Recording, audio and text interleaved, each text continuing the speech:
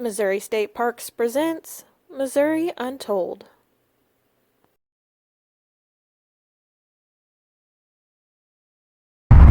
Hello, my name is Kevin Smith. I'm with Missouri State Parks, and today I'm here at the Bruce R. Watkins African American Cultural Heritage Center here in Kansas City, Missouri. And today I'm interviewing Executive Director Glenn North of the Bruce R. Watkins Center. Glenn, what can you tell me about Bruce R. Watkins? I can tell you that he was an amazing man. He was a Renaissance man. He was a revolutionary. He was a political leader. He was a community activist. You know, he was born in 1924 in Parkville, Missouri. And just kind of fast forward, at one point in his life, had lived in New York. Eventually went into the service, became a Tuskegee Airman. Tuskegee Airman? Yeah, wow. Yeah. So just this, you know, even at a young age, had just all of these various experiences that I think kind of contributed to who he was.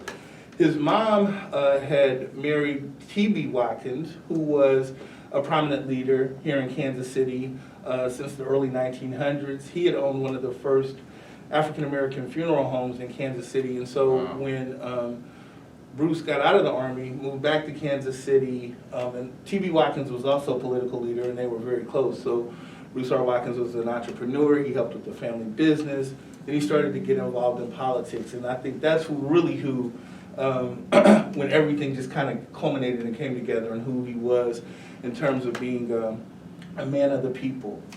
Now, what were some of Bruce R. Watkins' biggest or one of his major accomplishments in life? Right. So, as I said, when he came back to Kansas City and began working with his stepfather, T.B. Watkins, and started to become more involved in politics, he met another political leader, Leon Jordan, and the two of them formed Freedom Incorporated in 1962. So Freedom Incorporated was a black political organization, really the only one of its kind at the time. And when I say revolutionary, that was a revolutionary act to advocate for black political empowerment in Kansas City, Missouri in the 60s, because there were still vestiges of the time Pendergast political machine. So, you know, Kevin, another reason I think Bruce R. Watkins got so much support from the community is, you know, not unlike what was happening in the South, there was a lot of segregation here in Missouri. And there was a lot of attention on the downtown area because black people could go into those retail stores and spend their money,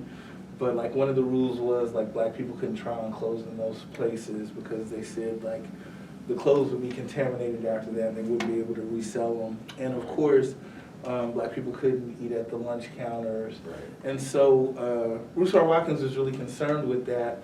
And in those conversations, he had connected with some of the women's groups. The women's clubs decided to organize the protest. So they were the ones that set up the schedules. They were the ones who created the picket signs. They were the ones who were out in front of those stores in the dead of winter. You know what I mean? I heard some people talking about it, and one of the ladies who was a part of it talked about, you know, they'd have on 2 pair of socks, 2 coats, out there in the snow, you know what I mean, you know, fighting for equal rights. And so that boycott was very effective, and the stores acquiesced, and then that gave Bruce R. Watkins the opportunity to implement the Public Accommodations Act, 1959, 1960.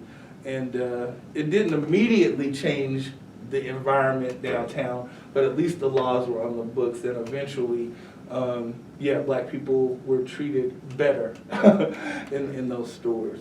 So why is Bruce, what Bruce R. Watkins had done, why is that relevant, or do you see an association with some of the things that are happening in society today? So absolutely. We're still fighting for civil rights.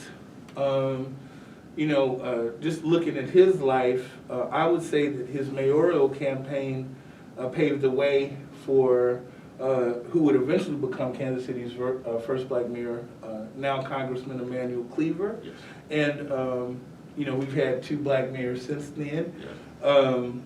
After he lost that election, he worked closely with Mayor Berkeley, well, for a short period of time. Unfortunately, he didn't live much longer after that. He died in 1980, but he was in the process of working with Mayor Berkeley to improve race relations in Kansas City. And so that's what I think about Bruce R. Watkins' relevance today, is not only did he understand the importance of advocating for the black community, he understood how to reach across the room and shake the hands of white people and people from other backgrounds to make sure authentic equity was achieved. So it wasn't so much about being exclusive as much as it was about being inclusive. I would agree. I think Bruce R. Watkins understood that. Hey, Glenn, I appreciate your time, sir. Thank you so Thank much. you, Kevin. Thank you. All right. And have a great day.